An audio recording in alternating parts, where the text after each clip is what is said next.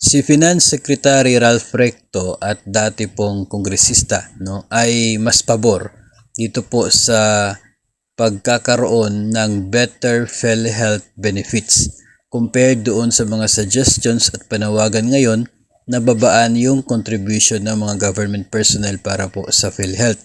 Matatandaan na sa kasalukuyan, nasa 5,000 yung contribution rate, 5% ng basic salary, 2.5 ang deduction galing po sa sahod natin.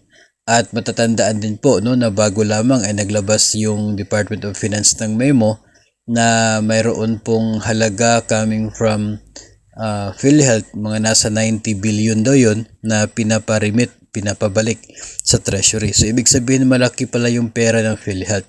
Kaya doon nag-ugat yung panawagan na sana babaan na lamang yung contribution ng mga members kung talagang maraming pera yung PhilHealth.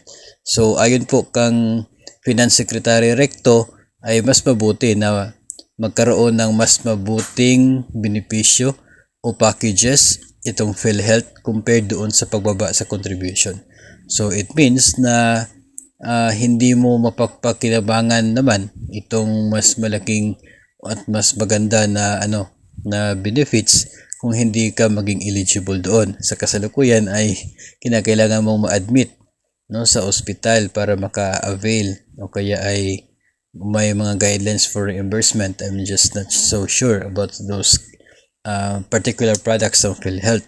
Pero kadalasan po sa atin ay kinakailangang ma-admit muna at doon mo ma-enjoy o makuha, ma-claim yung benefits from PhilHealth. So sana kung sakali man po na magkaroon ng mas magandang services for PhilHealth, sana yung mga services po or packages na hindi mo kailangang ma-admit o kaya ay kahit healthy ka, kung nagkakaroon ka ng mga check-up na ganun, yung mga OPD ay pwedeng ma-avail.